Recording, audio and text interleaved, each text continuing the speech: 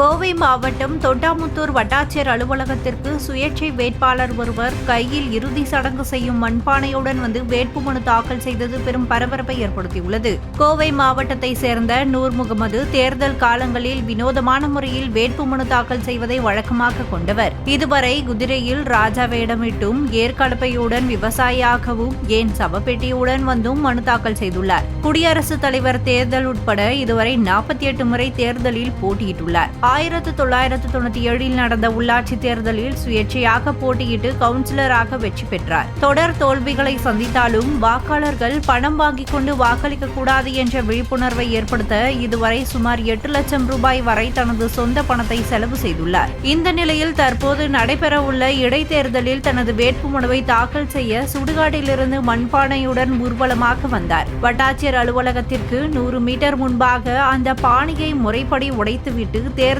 நடத்தும் அலுவலர் மற்றும் கோவை தெற்கு கோட்டாட்சியரான மாருதி பிரியாவிடம் தனது மனுவை அளித்தார். மனு தாக்கல் செய்த பின் செய்தியாளர்களிடம் பேசிய அவர், எல்லோருக்கும் இறுதி சடங்கு சுடுகாட்டில்தான் நடக்கும். ஆனால் ஓட்டுக்கு பணம் வாங்கி வாக்களித்தால் ஜனநாயகம் குழி தோண்டி புதைக்கப்பட்டு அந்த இறுதி சடங்கு நம் வீட்டிலேயே நடக்கும் என்று கூறினார்.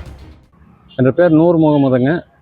நான் 48வது முறையாக போட்டியிட்டு இப்போ 49வது முறையாக இந்த தொண்டாமுத்தூர் சட்டமன்ற தேர்தலில் சுயேட்சையாக வேட்புமனு தாக்கல் செய்ய வந்திருக்கிறேன். நான் பல தேர்தல்களில் மக்கள் விழிப்புணர்வு ஏற்படுத்த வேண்டும் என்று பல வேடங்களில் வந்திருக்கிறேன்.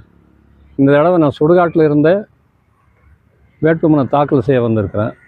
நம்ம போக வேண்டிய இடம் கடைசியில் சுடுகாடு போக வேண்டிய சூழ்நிலை வந்துடும். ஆகவே மக்கள் சிந்தித்து ஓட்டு போடணும். தெரியாமல் காசுக்காக அடிமையாகி ஓட்டு போட்டு நமக்கு கல்வி மருத்துவம் கூட இலவசமாக இன்னும் கொடுக்கறதில்ல. இந்த கல்வி மருத்துவம் மட்டுமே இலவசமாக கொடுத்தாலே இந்த நாடு வல்லரசாக ஆகும். எனக்கு ஓட்டு போடுங்கன்னு சொல்கிறதுக்காக நான் இந்த சட்டியை இறுதிச் சடங்கு செய்யக்கூடிய சட்டியை எடுத்துகிட்டு வரல. மக்களிடம் விழிப்புணர்வு ஏற்படுத்த வேண்டும் என்பதற்கு காரணமாகவே நான் இந்த மாதிரி சட்டியை எடுத்துகிட்டு வந்திருக்கிறேன். ஆகவே நம்ம குழந்தைகளும் வருங்கால சந்ததிகளையும் காப்பாற்ற வேண்டும் என்றால் கல்வி மருத்துவம் இலவசம் தர வேண்டும். மற்ற இலவசங்களை எல்லாம் பெற்று நாம் அடிமையாகி வாழ்வதை விட சுதந்திரமாக வாழ வேண்டும். நம் பெற்ற சுதந்திரத்தை பேணி காக்க வேண்டும் என்பது மக்கள் மத்தியிலே விழிப்புணர்வு ஏற்படுத்த வேண்டும் என்பதன் காரணமாகவே நான் இந்த சட்டியை எடுத்துகிட்டு ஊர்வலமாக வந்திருக்கிறேன்.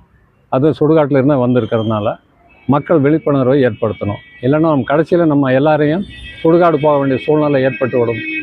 இதை அறிவிப்பதற்காகவே நான் இது போன்ற சட்டியை எடுத்துகிட்டு வந்திருக்கிறேன்.